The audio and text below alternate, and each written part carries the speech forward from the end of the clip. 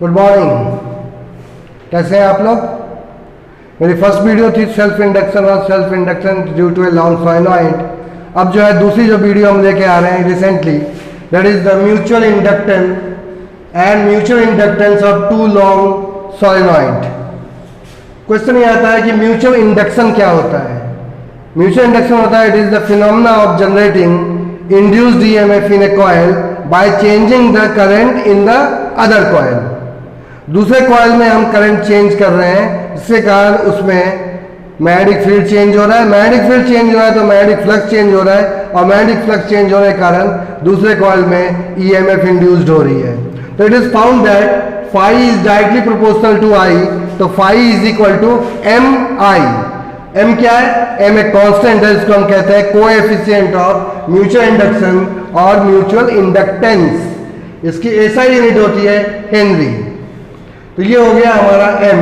M क्या है? Mutual inductance, या इसका कोएफिशिएंट ऑफ म्यूचुअल इंडक्शन कहते हैं। इसकी एसआई यूनिट होती है हेनरी। अब induced EMF according to Faraday's laws of EMI, E is equal to minus D phi by D T. तो E is equal to minus D by D T M I, because M is a constant, तो वो तो differentiate नहीं होगा। तो E is equal to minus M D I by D T. ये था हमारा induced EMF due to the mutual induction. अब आ जाते हैं mutual inductance of two long solenoids. Let be there are two solenoid, one is the S1 and other one is S2 is coiled together, S1 carrying current I1, S2 current I2, and the length of both the solenoid is S1. They are coiled together. Let be there are N1 number of turns in solenoid S1 and the N2 number of turns per unit length in solenoid S2. तो then magnetic field inside the solenoid S1 B1 is equal to क्या हो गया? Mu naught N1 I1, जो solenoid का magnetic field का formula होता है। तो B1 magnetic field है inside the solenoid S1, तो B1 is equal to mu naught N1 I1। तो इसके कारण magnetic flux in S2, तो magnetic flux of each turn in S2 that is B1A, और B1 की वैल्यू हमने क्या निकाली थी? Mu naught N1 I1। तो total flux in each turn in S2 that is mu naught N1 I1 A। ये हो गया फ्लक्स इन ईच टर्न। अब total magnetic flux in S2, तो S2 में number of turns per unit length कितना है? N2, और N2 अगर number of turns per unit length है तो टोटल नंबर ऑफ टर्न्स कितने हो गए? N2 इंटू लेंथ, मतलब N2L। तो टोटल मैग्नेटिक फ्लक्स हो गया φ2 is equal to N2L into mu not N1 I1 A। तो ये आ गया φ2 is equal to mu not N1 N2 I1 AL। ये आ गया हमारा φ2। लेकिन अभी हमने यहाँ पे पीछे φ इज इक्वल टू क्या किया था? MI। तो magnetic flux in S2 φ2 is equal to होगा M12 I21। M12 क्या है? That is the mutual inductance of solenoid 1 with respect to the other solenoid S2। तो φ2 is equal to M12 I2। तो ये भी φ2 की वैल्यू, ये भी φ2 की वैल्यू, दोनों का हमने क्या कर दिया? इक्वेट कर दिया। तो M12 I1 is equal to mu not N1 N2 I1 AL, जिसमें कि I1 से I1 कैंसिल आउट हो गया।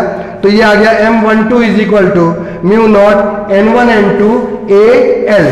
ये आ गया हमारा म्यूचुअल इंडक्शन। अगर सपोज करो कि कोई न्यूमेरिकल आता है उस, तो magnetic flux, total magnetic flux in S2 निकालना है, तो total number of turns S2 में कितने हैं? Number of turns per unit length है N2, तो टोटल नंबर ऑफ टर्न्स हो गया N2 इंटू L। तो इसका मतलब है टोटल मैग्नेटिक फ्लक्स हो गया N2L into mu not N1 I1 A। तो ये हो गया mu naught N1 N2 I1 AL। अब हमने पहले इसके पहले बताया था कि मैग्नेटिक फ्लक्स जो है वो MI के इक्वल होता है। तो यहाँ पे φ2 is equal to M12 I1। M12 क्या है? Mutual inductance of solenoid 1 with respect to 2। तो φ2 is equal to M12 I2। ये भी φ2 की वैल्यू है, ये भी φ2 की वैल्यू है, दोनों को हमने इक्वेट कर दिया। इक्वेट करने पे I1 कैंसिल आउट हो गया, I1 कैंसिल आउट हो गया। तो ये आ गया हमारा M12 is equal to mu not N1 N2 AL। अब अगर सपोज करो न्यूमेरिकल्स में हमें नहीं दिया हुआ है कि number of turns per unit length, वहां दिया हुआ टोटल नंबर ऑफ टर्न्स। तो टोटल नंबर ऑफ टर्न्स निकालेंगे तो इस number of turns per unit length is equal to हो जाता है क्या?